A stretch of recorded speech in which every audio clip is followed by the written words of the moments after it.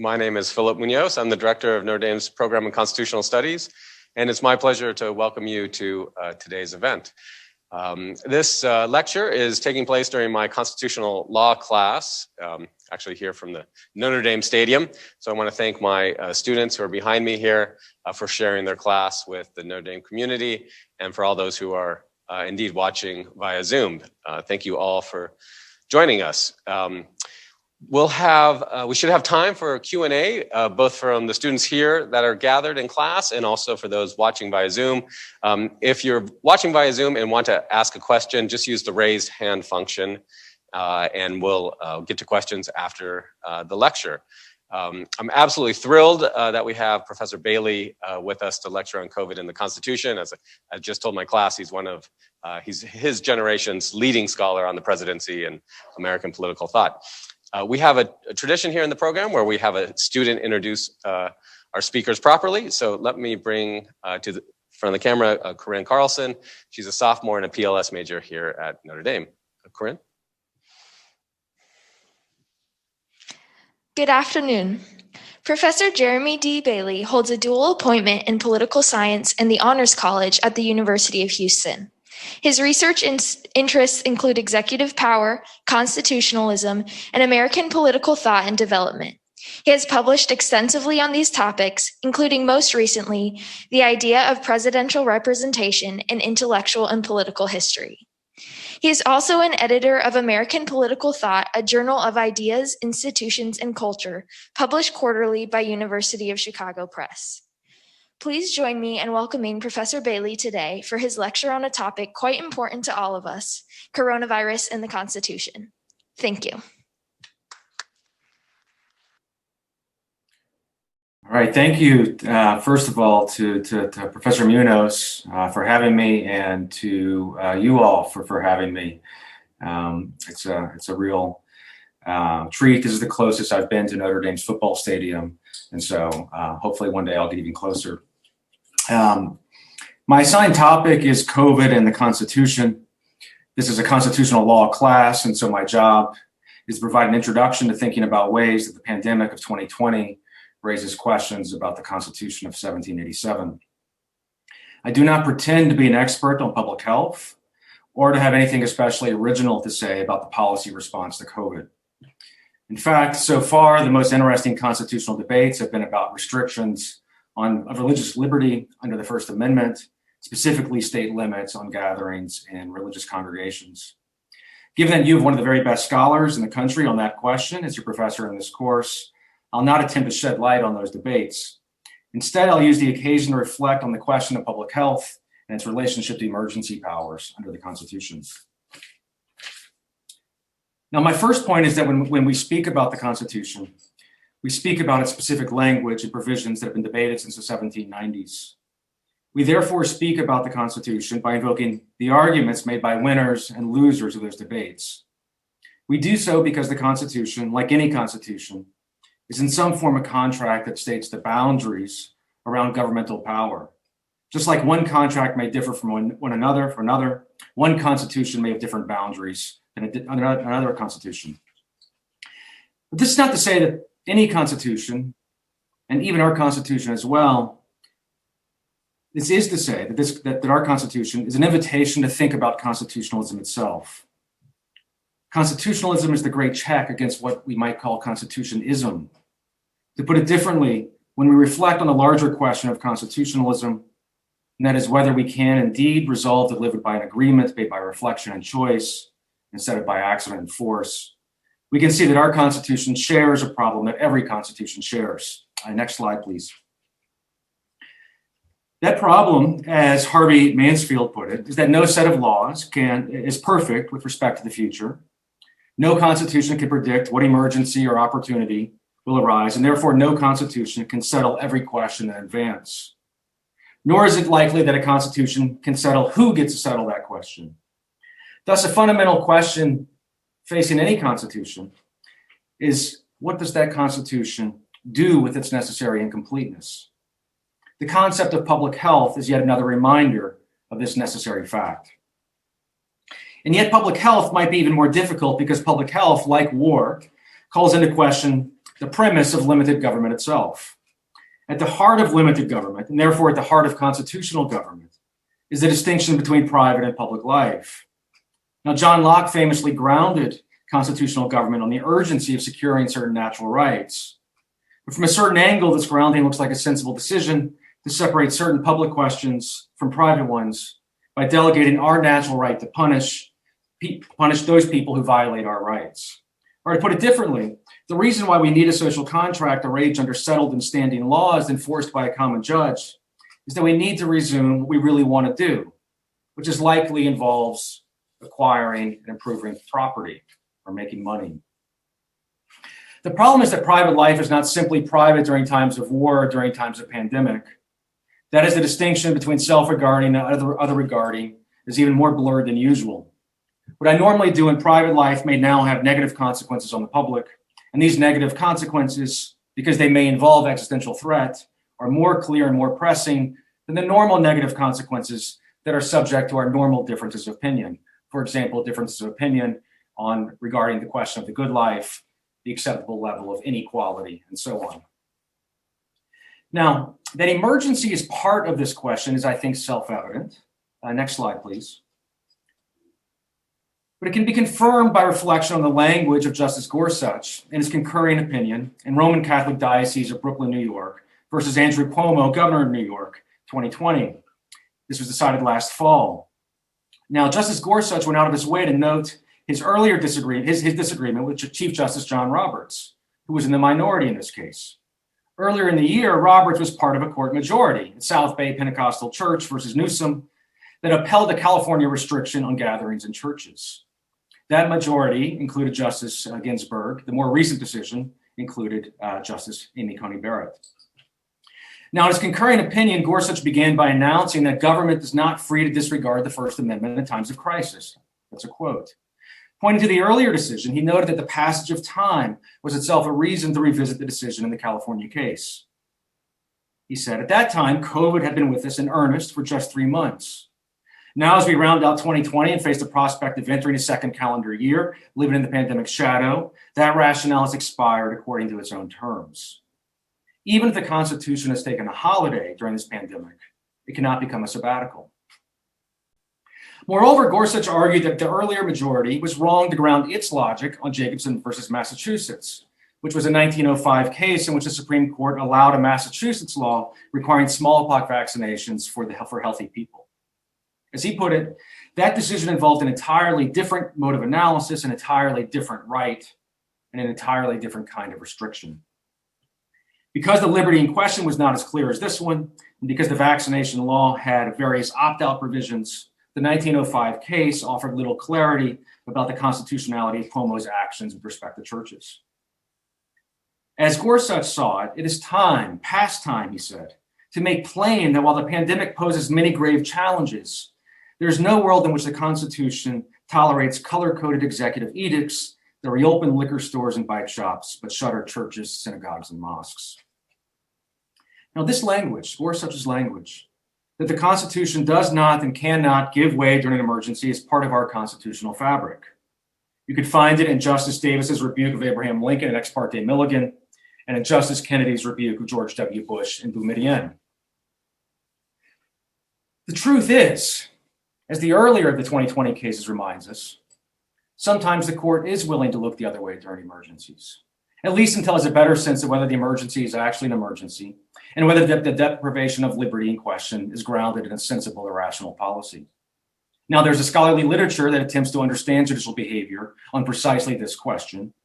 This literature raises important questions, but my attention here is elsewhere. Indeed, what's worth noting in Gorsuch's bold invocation of liberty is how radically inadequate it is. Like those by Justice Davis and Justice Kennedy before him, it's inadequate. These ringing invocations sound good, and to those of us who care about liberty, it is reassuring, of course, to hear that the Constitution does not go on sabbatical. But they nevertheless obscure a fundamental problem of constitutional politics. In this, they're quite like statements of faith, statements that might not capture reality itself. Okay. Now, the men who made the Constitution understood two things to be necessary for constitutionalism and limited government. One was separation of powers and the other was federalism. Borrowing from Locke, these men presumed that the person who made the laws could not be the same person who executed the laws. Whether or not they are right about this assumption is a question that would have to be addressed elsewhere. Now, as we see, the question of COVID in the Constitution points to a confusion in our own constitutional practice of separation of powers. But this confusion is already well known. We're already well aware of it. It's the problem of delegation and so-called unilateral executive power. Now, the other necessary feature of limited government for the framers was federalism. But this was less of a philosophic inheritance and more of a historical or customary one. As you know, the Constitution was advertised as neither wholly national nor wholly federal. Where the national government is authorized, it acts directly on individuals themselves. Where it is not, it is the states instead who have the power to act directly on those individuals. Now, it's of course more complicated than that. And we know that this is the fault line of American political thought and development. My best advice here, generally, is to believe no one who offers a clear resolution of these problems. After all, in Federalist number 37, James Madison went out of his way to say that drawing such a line was pretty much impossible, especially when using human words to define institutions created by humans. That being said, and as you know, the traditional argument is that under the Constitution, the states reserve to themselves the vast array of so-called police powers.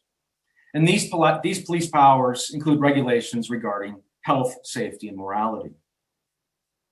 Now, it should be mentioned, however, that reasonable people can differ about whether the relationship regarding police powers is a necessary feature of limited government. And on this note, I would point to the fact that when James Madison lost on his proposal for a negative on state laws, that is, when Madison lost his proposal to vest in Congress a veto authority over state laws at the Constitutional Convention, it was because his opponents argued that such a move would be clearly out of bounds because it would undermine the police powers within the individual states. For example, on June 8th, Hugh Williams in North Carolina said that he was, quote, against giving a power that might restrain the states from regulating their internal police, end quote. On July 17th, Roger Sherman of Connecticut proposed a revision that the national government would not be able to, quote, interfere with the government of the individual states in any matters of internal police, end quote. On August 22nd, on behalf of a committee formed to propose a solution to the problem of existing state debts, John Rutledge of Georgia reported a provision that would exclude from Congress's power over the general welfare those matters, quote, which respect only the internal police of the states or for which their individual authorities may be competent, end quote. On September 15th, the last day of debate, Sherman attempted again to include this protection in a section that would limit the amendment power to guarantee that, quote, no. Now, you might be thinking, to be sure, these proposals did not make their way into the Constitution, in part because men like Gouverneur Morris thought, as he said on July 17th, quote, the internal police, as it would be called and understood by the states, ought to be infringed in many cases, end quote. And as we know, James Madison wanted the Constitution to curb the powers of the states, and he remained grumpy about the defeat of his negative until his death 50 years later. Moreover, it's not clear that public health measures were seen in the early republic as a threat to limited government. As we are now revisiting histories of public health, we know that many of the influential men like Washington, Adams, Jefferson, etc., were supporters of inoculation against smallpox, even as their counterparts were skeptical of the medical expertise involved. And so much of the politics here was part of the contest between the Enlightenment science of the few against the prejudice of the many. Washington famously had his army inoculated during the Revolution, as did Jefferson of his family and enslaved population at Monticello. In fact, one of Jefferson's early clients as a young lawyer was a doctor whose house was burned by rioters who were rioting against inoculation. In 1813, the Jeffersonian majority in Congress passed a law, an act to encourage vaccination, which created an agent to distribute the vaccine and set up free shipping from the post office. The act was repealed a few years later when the agent used incorrect materials and several people died. This is not to say that these examples demonstrate any constitutional principles. And to be sure, the context of wartime and each and slavery would not ease the concerns arising from limited government. But all this is a reminder, first, of the extent to which the rights revolution in the 20th century has chipped away at the foundation of police powers in the states, and secondly, that the traditional distinction concerning police powers is not a necessary one, but rather is contingent and accidental, and is particular to our unique history. Even if this is true, it seems to be the case that this role of the states is an enduring one. And it is something of a surprise that it endures in some form, and I would say in so much so today. With the exception of the standard demagogic flair that we've come to expect from our presidential candidates, Joe Biden's one-time promise for a mask mandate has more or less been a non-story. This is to say that even Democrats have more or less conceded that the prime movers regarding lockdowns and masks are the governors, not the president or Congress. This seems to me just a remarkable feature of the American Constitution, or rather, I should say, a remarkably enduring feature of our tradition of federalism. Next slide, please.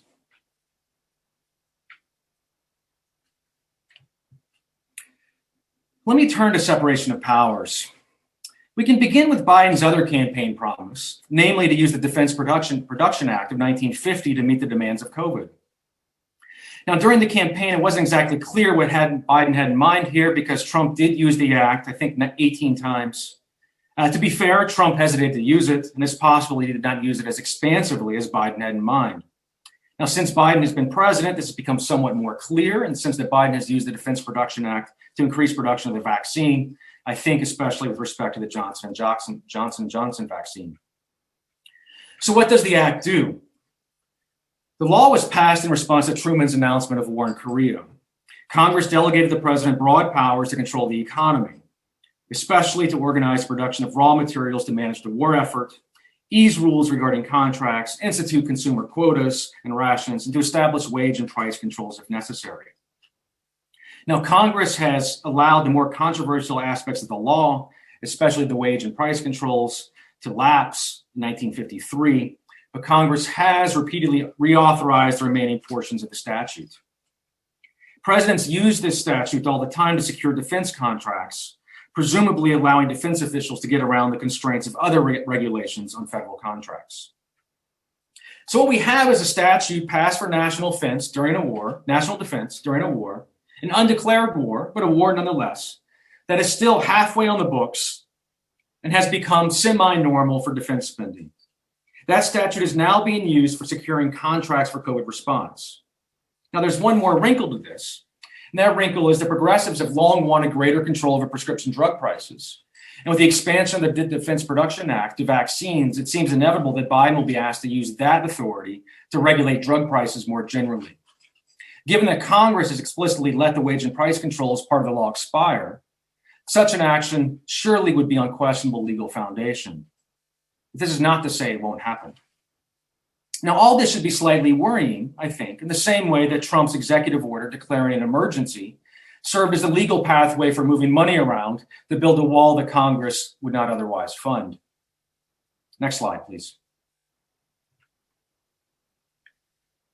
The truth is that this is how many executive orders work. They rely on prior statutory authorization that an older Congress left lying around for some future president to use. If we have a problem with this, the solution is rather simple. Congress can simply change the statutes at any time Congress pleases. Now, on this note, what is, I think, interesting here is that the lesson of separation of powers is now playing itself out in the states. But here, the legislatures seem more willing, or at least more able, to revisit their delegations of authority to the executive branch. There are news reports throughout the country of state legislatures considering legislation stripping their governors of the very emergency powers those governors have used throughout the pandemic. In my own state of Texas, this seems fairly likely. Next slide, please.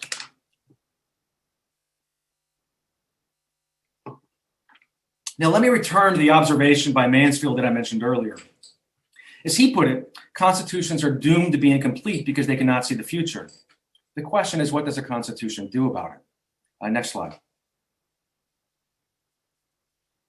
Justice Robert Jackson famously reflected on this question in his concurring opinion in Youngstown and his dissenting opinion in Korematsu. Let me quote from the latter. Much is said of the danger to liberty from the Army program from deporting and detaining these citizens of Japanese extraction. But a judicial construction of the Due Process Clause that will sustain this order is a far more subtle blow to liberty than the promulgation of the order itself. A military order, however unconstitutional, is not apt to last longer than the military emergency. Even during that period, a succeeding commander may revoke it all. But once a judicial opinion rationalizes such an order to show that it conforms to the Constitution, or rather rationalizes the Constitution to show that the Constitution sanctions such an order, the court for all time has validated the principle of racial discrimination in criminal procedure and of transplanting American citizens. The principle then lies about like a loaded weapon, ready for the hand of any authority that can bring forward a plausible claim of an urgent need. Every repetition embeds that principle more deeply in our law and thinking and expands it to new purposes. Jackson's concern here lies not simply with the injustice of the order that he believes to be racist, but also with the precedential danger arising from the emergency. Indeed, one possible reading of Jackson's opinion is that judges should have looked the other way. Now, this is troubling because it suggests that there are some occasions when the public good requires that judges turn a blind eye to actions that the government takes. But in this implicit confession, and this is my argument, lies a constitutional analysis that is superior to the one we see in Gorsuch and his predecessors. It is not enough to announce the Constitution cannot go on sabbatical. Constitutions indeed have to be pushed aside when contingency demands it. Moreover, there's the question about the consequences for the Constitution in one's normal life, and with it, the Constitution returns. Hence, Jackson's concern about precedent and judicial decision-making. In this, Jackson is taking part, and I would agree not accidentally, in a debate that rests at the center of our constitutional tradition. This debate arises as competing solutions to Mansfield's problem of constitutional incompleteness. Its two great spokespersons are Hamilton and Jefferson. Next slide, please. For Hamilton and his followers, the solution to this problem was a proper disposition towards the Constitution. This disposition requires that the Constitution and all constitutions be read as attempts to construct good governments. And by this, we can say strong, effective, and stable governments. That is, constitutions must be read as if they are meant to create governments that demand our respect and admiration. This has very important implications for the problem of emergency. Next slide, please. In Federalist number 25, Hamilton explained that wise politicians will be cautious about fettering the government with restrictions that cannot be observed, because they, that is, wise politicians, know that every breach of the fundamental laws, though dictated by necessity, impairs that sacred reverence which ought to be maintained in the breast of rulers towards the constitution of a country, and forms a precedent for other breaches where the same plea of necessity does not exist at all, or is less urgent and palpable.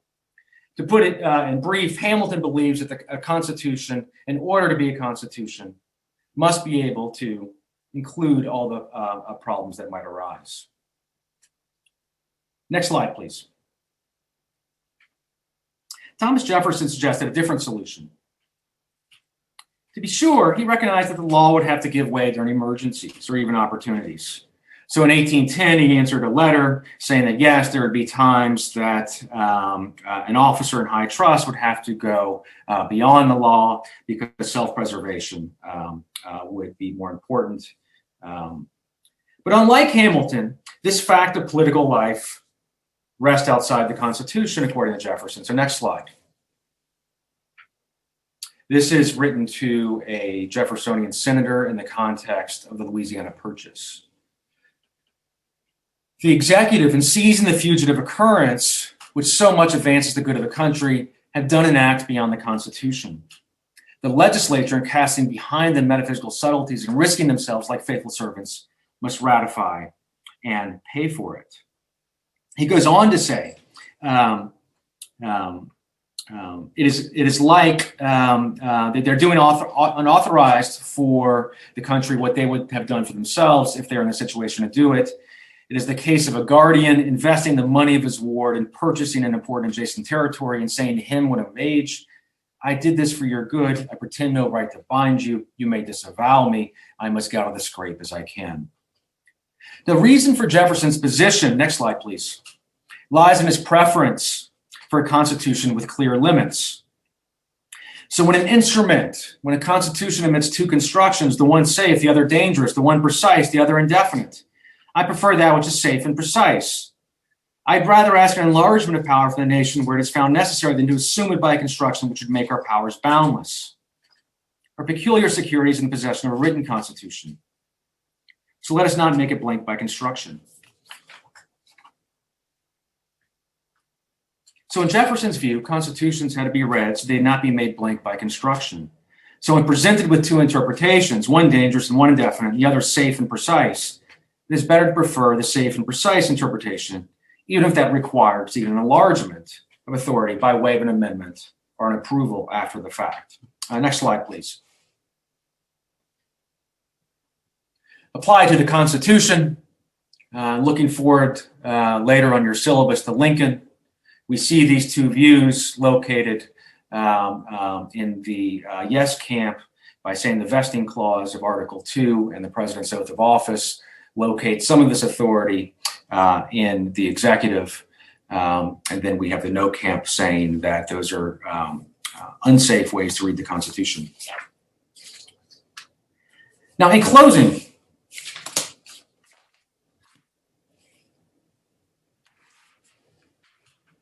let me say this. The status of police powers in the states is a notoriously vague spot in our constitutional order. COVID serves as a reminder that public health presents a potential difficulty for limited government, as it blurs the distinction between private and public, between self-regarding and other regarding behavior. But it is also vague because our system is, as Madison put it, neither wholly federal nor wholly national. As he explained in Federalist number 37, drawing the line between the legislative authority of the states and the legislative authority of the nation is just about impossible. Our words will never be precise enough to fully capture the nature of our neither wholly national nor wholly federal constitution. In this space, the question of emergency lurks. It is not enough to declare that the Constitution is meant for all times. We must instead also consider how and when and why the Constitution must go on sabbatical. All right, I'll leave it at that for now.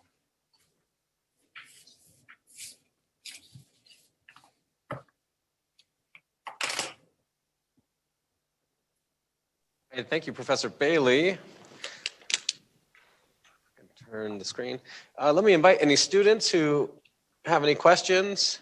And again, if you're watching online and you have questions, use the raise hand function. Students, come on up if you have questions. Jeremy, let me get a question in while we wait for others. I wonder if you could put your 2 points together, point about federalism and then the point about prerogative power. Is prerogative power less dangerous in a federal republic? That is, prerogative power exercised by governors. You know, there are 50 governors. One, because just they're governing a smaller territory, but two, and then you have the examples of other governors who are not using the same prerogative powers. We better judge prerogative powers. But I wonder if you could put together your defense of prerogative with federalism, and how does federalism impact the justification of prerogative power? Okay, yeah. So I guess I meant it in two ways, and first is the way that you mentioned, which I didn't really elaborate, but there are 50 different opportunities for 50 different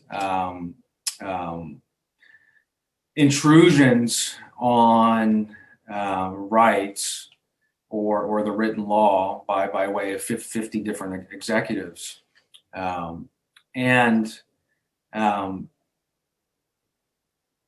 That seems to have both costs and benefits, but yeah. So certainly, there's one of the questions is does it multiply the opportunity for prerogative, and it seems so.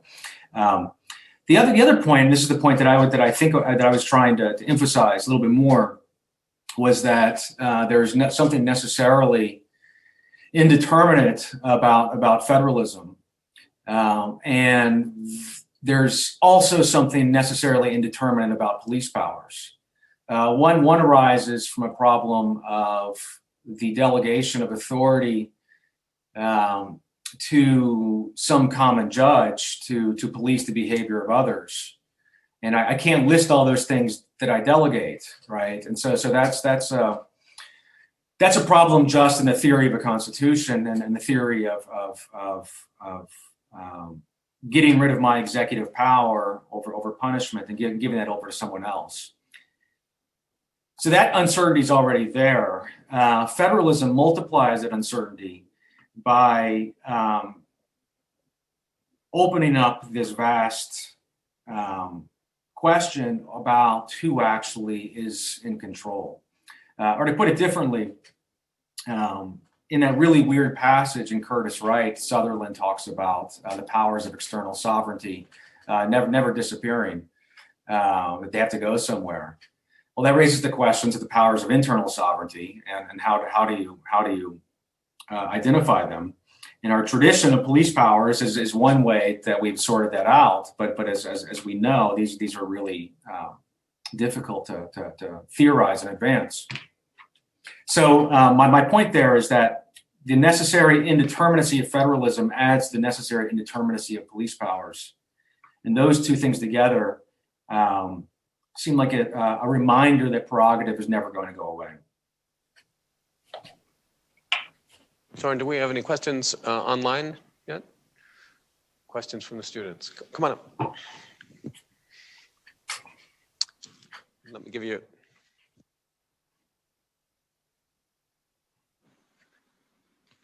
Hi, Professor Bailey. Thank you so much for coming out and talking to us. So I had a question in terms of more or less the advantages and disadvantages of our governmental system in responding to crises of public health.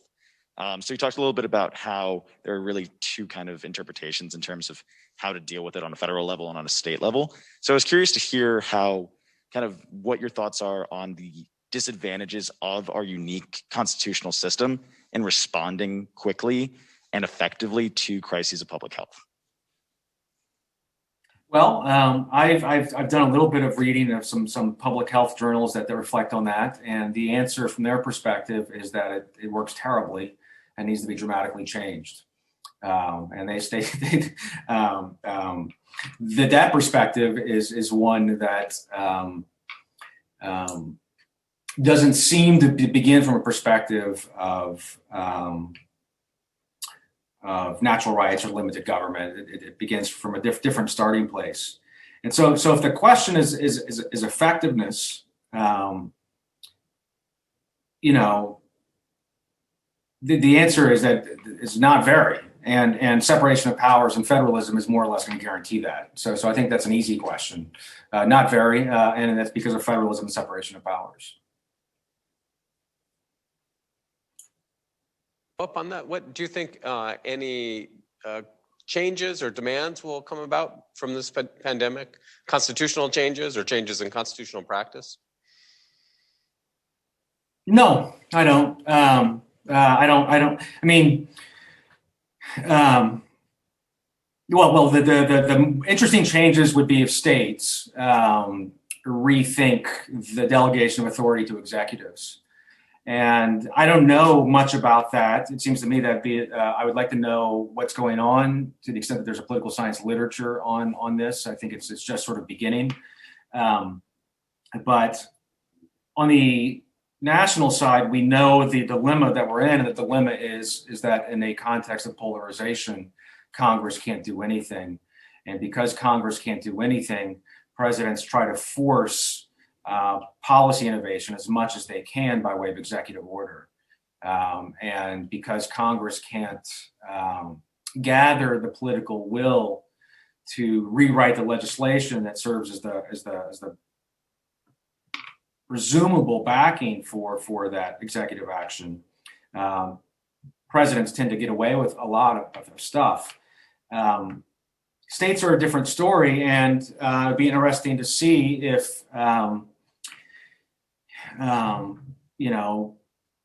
in single party states, New York or Texas, for example, whether or not that problem can be solved. Any questions from the audience here? Come on up. Stephen, introduce yourself. It's on. Hi, Professor. I'm Stephen. I was just curious, given the nature of this sort of emergency not being war-related, if that affects, in your judgment, how much granting and sort of abdication to the federal government and the executive versus if the government had taken an approach and treated this as like a foreign relations crisis and tried to gain more power that way. Do you think there's a relevant distinction in how much, or basically who gets the power, given that this was a health versus war crisis? Yeah, absolutely. And the reason for that is that the states don't possess the power of external sovereignty. And according to sort of one way to think that through, the states never did, or at least that's the position of Sutherland and Curtis Wright. And so because the states never had the power of external sovereignty, they didn't delegate anything away in the Constitution of 1787. And so by that reading, the Constitution of 1787 is really just two things. One, it's a negotiation of where external sovereignty is going to go in the Constitution at the level of the national government. And then it's negotiation more fundamentally of the sharing of the powers of internal sovereignty, and that is of things that happen inside state boundaries. And, you know, as you will see in this course again and again and again, this question just arises, you know, in all sorts of ways, by way of the Commerce Clause, by ways of questions of fundamental liberties, by way of the Spending Clause, et cetera, et cetera. So yes, it's absolutely critical that this is not a foreign policy question. It's rather a domestic policy question. Absolutely. Okay, I'm told that Jim Stoner, professor from Louisiana State, has a question. Jim, can you unmute yourself and ask your question? I think I just did. Thank you for a great talk, Jeremy, and let your students know how privileged they are to have had that. I guess they know that already. Here's my question. Chris DeMuth, formerly of the American Enterprise Institute, wrote a piece last summer where he said it's really remarkable that President Trump didn't invoke more federal power in response to the emergency, because in general, Republican or Democrat in the past had responded to emergencies by invoking federal power rather than leaving matters to the states. And he saw this as a great sort of sign for federalism. Do you think that had someone else won, had the Democrats won the election in 2016, there would have been a very different response at the beginning of the pandemic?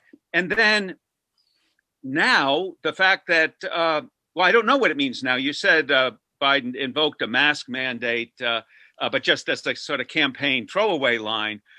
And maybe that's because Americans have actually grown quite comfortable with having the power exercised at the level of the state. So do you think it would have been the same response by the other party? And how do you think this is going to play out for the future in relation to federalism as well as to the question of emergency? You know, I don't, you know, these are, I haven't thought hard enough about these questions to think through the sort of the road not traveled. Again, just to restate my surprise that just, again, I think this is what you're saying is just how enduring American federalism has been on this, and that Americans have put up with differences in states, and you know, maybe some Americans shake their fist at other states, and at least do so on Twitter or something. But largely, we've put up with, you know, differences, so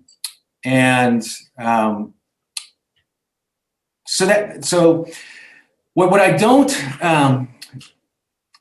understand is Trump's reticence about the National Defense or the Defense Production Act, and Biden's complaint about the reticence at the level of actual sort of how do you get from here to there.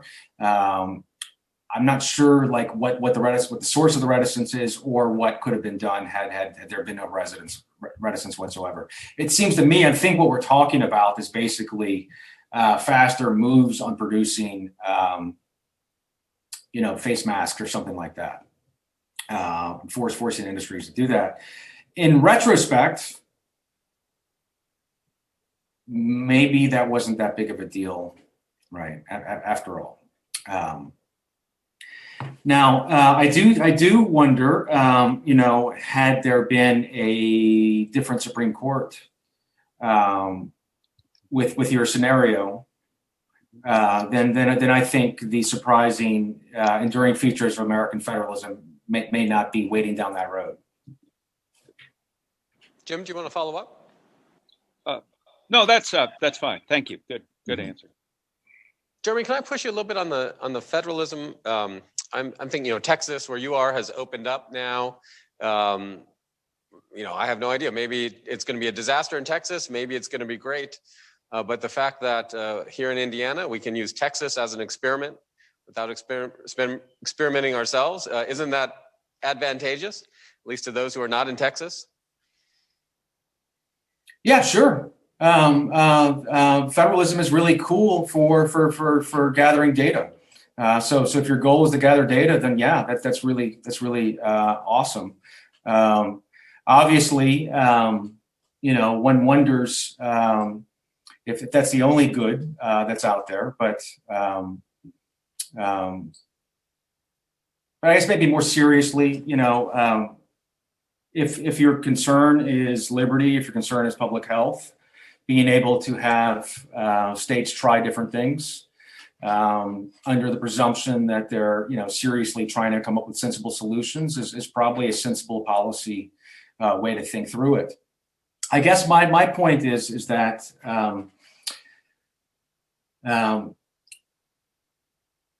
it really is fascinating just to watch just how unclear we are about how the Constitution resolves these things, with the exception of this kind of expectation that the states have control over the police powers and therefore over public health. And that is just a remarkable thing. Okay, Patrick Lee has a question. Patrick, can you unmute yourself? Yes. Thank you, Professor Bailey, for coming and talking to us. I have just a quick question about kind of the climate surrounding these police powers that you're talking about.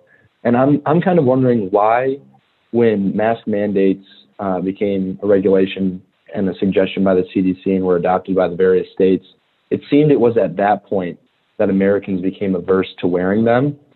I'm wondering if you could give any comments around kind of like the ethos and how we're ingrained, like you just mentioned, maybe with yourself in Texas. Texas is a state that obviously loves liberty, and as we all Americans do, if you could just talk about why that seems to be our priority, whereas other nations around the world who maybe don't have that kind of in their DNA as much have maybe had less problems integrating mask wearing or having, like, inserting that kind of police power into their society.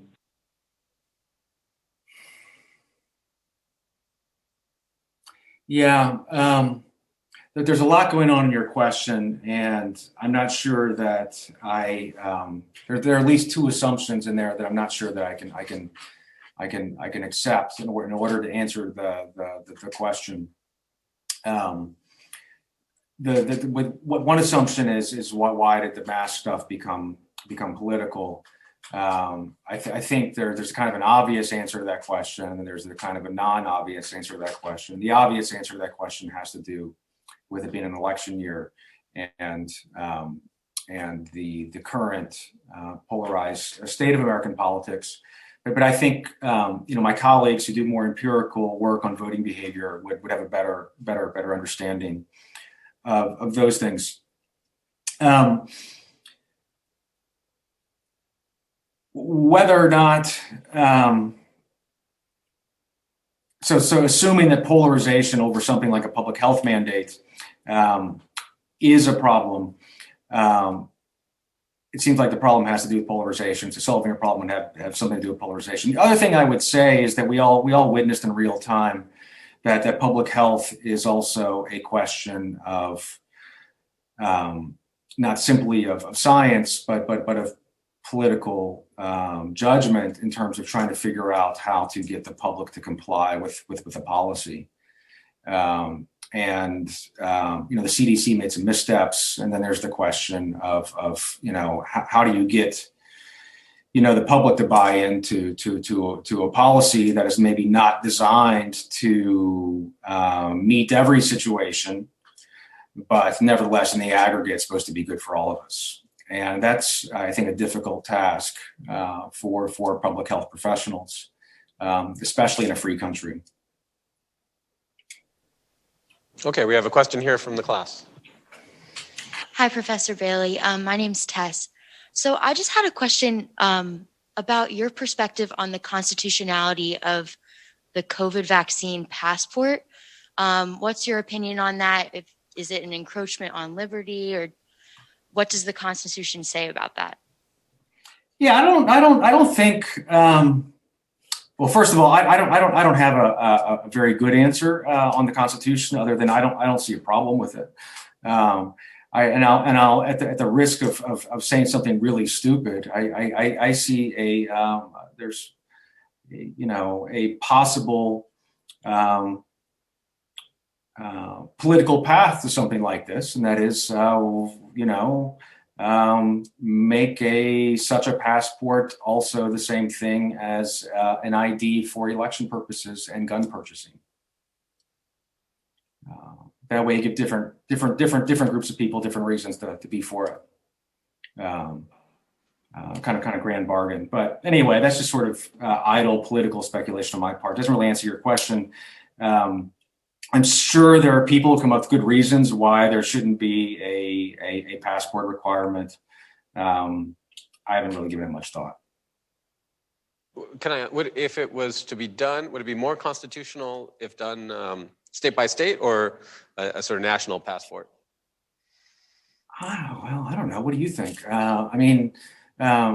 States require school children to be vaccinated. You have to produce evidence for it. So that doesn't seem altogether, new, right? I think that's how that works. You have to provide documentation to a school, even private schools, and I think in every state, they use vaccines, and so we do this already in some form. Cam White. Hi, Professor Bailey. Thank you for coming to speak to us. My question is more on how the state of emergency is declared federally versus in a state. And I guess also in terms of declaring war versus declaring a state of emergency, and how that constitutional process works.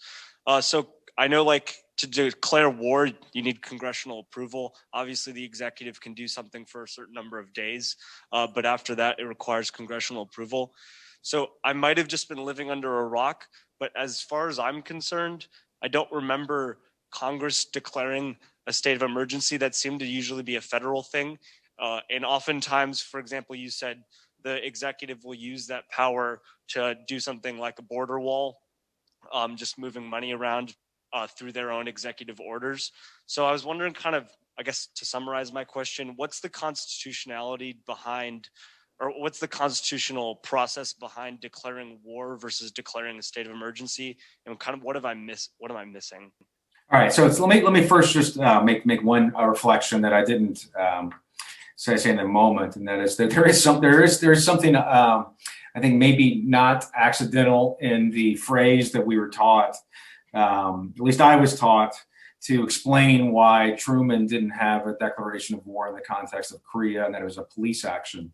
There's something wobbly about this word police in our constitutional tradition. But anyway, to your question, the war part's easy. We have wars all the time, and then we've only had a couple declared wars.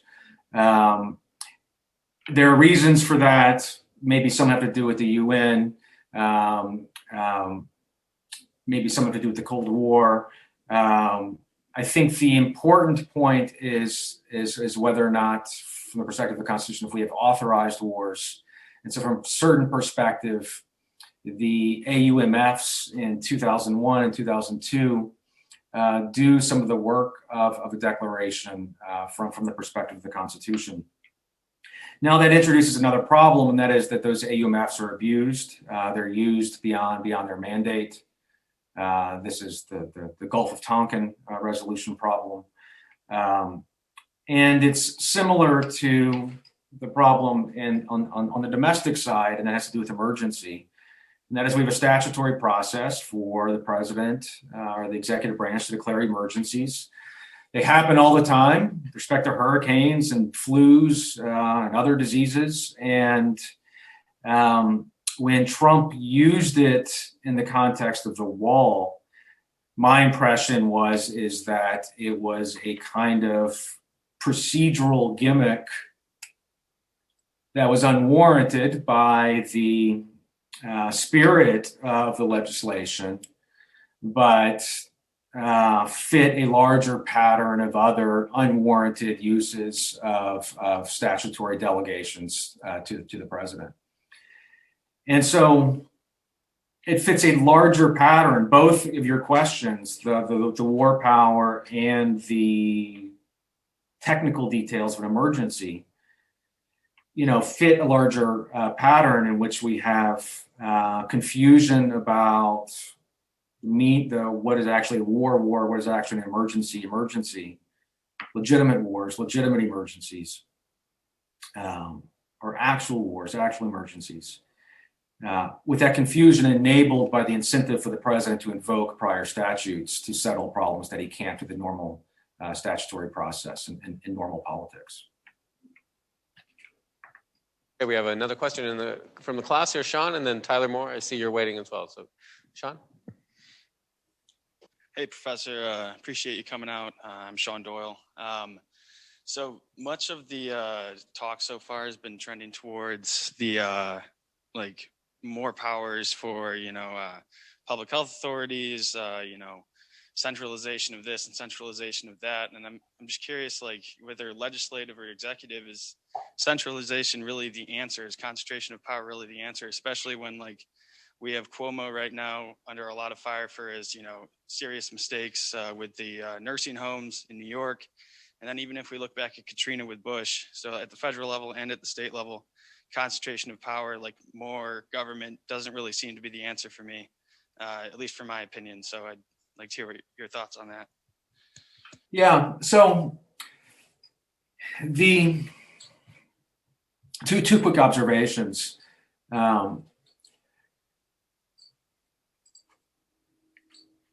Hamilton's concern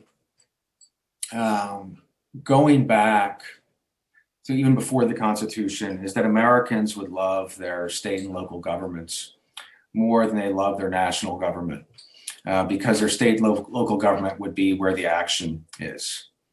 And I know that all of you cherish and love your local DMV, your Department of Motor Vehicles, or your driver's license and the like. I know that you think very fondly of them since they're close to the important things in your life. But Hamilton's concern was that that's the people would see their local governments, their state governments involved in their lives, and therefore cherish them. And so when the national government acts, it needs to act like Colossus, he says. It needs to be overwhelming. It needs to demand the respect of ordinary people, and eventually people will transfer that respect to the national government. And so your question, I think, first of all, invites a question about, which is more likely in situations involving emergencies, whether it's a pandemic or a natural disaster, of which is more likely to command the respect of people, and which is more equipped to do so in a efficient way. Second point I would say is that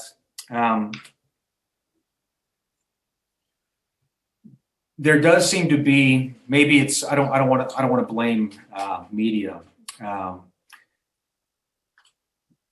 With the availability of information that we have, there's, I think, a kind of natural impatience that many of us have. Each of you will probably live in many different states. You will find it to be unnerving and annoying that you have to go to a new DMV every couple of years and deal with that. And at some point, you might wish that the DMV just is the national passport office or something like that. Like, why do I have to put up with these intrusions in my leisure time? Which is to say that there's something about federalism that defies the demand for rationality and systemization that lurks at the heart of our Enlightenment project. And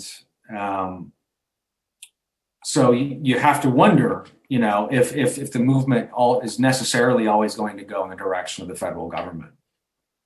That's again why I expressed a kind of surprise and a reminder that we should all be surprised at just how enduring the notion is that the states are in control of public health.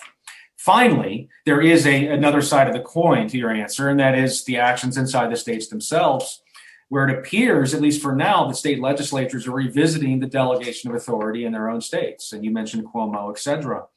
And even here in Texas, you have Texas Republicans concerned with what they believe to be the abuse of authority that they gave to the Texas governor in the 1970s, and they are seriously considering rewriting the statute having to do with emergencies under state law.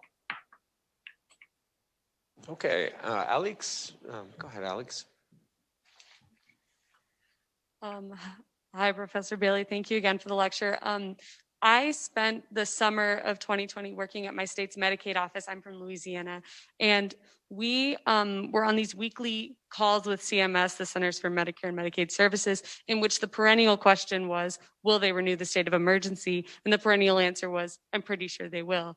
So basically, we were operating on this function of the executive continuing to renew the state of emergency, which expanded our power and ability to provide health care for people who had lost their coverage when they lost their jobs or during the pandemic when they had just experienced financial difficulties. So basically, that was a major expansion of the power of the administrative state.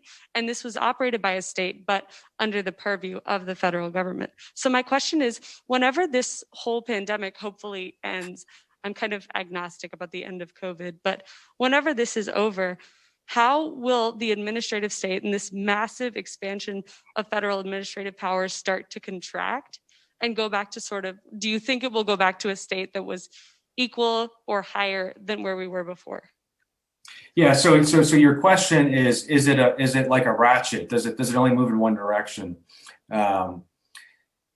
The answer is probably. But let me ask a question. What you're talking about mostly is budgetary stuff, right? So your office is dependent on the state of emergencies providing funding for your office to provide the healthcare to people. Is that what you're talking about? Alex if so, Alex is nodding yes. Yeah. Wouldn't the answer just be when the funding runs out, it runs out?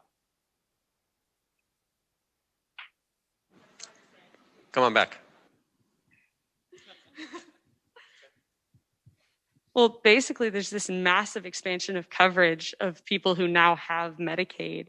And so they'll have to start ratcheting either back on their requirements, or they'll have to start ratcheting up the number of people that they cover in a sort of permanent way. Was this addressed in the legislation that was passed yesterday? Do you know? I mean, is this part of that? I don't know about yesterday's legislation. Probably is. Probably more money there, but. A question from Tyler Moore. Tyler, can you unmute yourself? Tyler is a PhD student here at Notre Dame. Yes. Hello, everybody. Thanks again for your talk. Yeah. So my question, I think, is a riff on many other questions that have come through, but it seems we're talking a lot about how federalism and kind of the system we have doesn't respond very well to public emergencies, right? And now, especially in this case, the United States, partly because of the federal system, partly because we're this huge nation with all these ports of entry, didn't do well in, responding to the COVID crisis. Sorry. I want to just, before you ask your question, I do think that the premise is one that I would like to maybe potentially challenge, and that is the presumption that the United States did not do well has to be tested by some example of a place that did do well, and that example of a non-federal country that did really well because they're non-federal, I think would make the question really good. But I'm not sure that example exists. But anyway, all right. So go ahead. Fair enough. I mean, I think it's maybe part of my question is whether that's so, or just assume that that's so. I mean, I guess one thing that I'm wondering, we kind of have this history of the state's police power being inclusive of public health, but there's really nothing stopping Congress from doing something here, right? I mean, we kind of have the historical support that suggests this would go to the states, but with the Commerce Clause, I mean, I can't imagine that it would have been very difficult to make some argument that this affects interstate commerce in lots of ways. I don't know. What do you think about that? That's a great question. Or to go back to my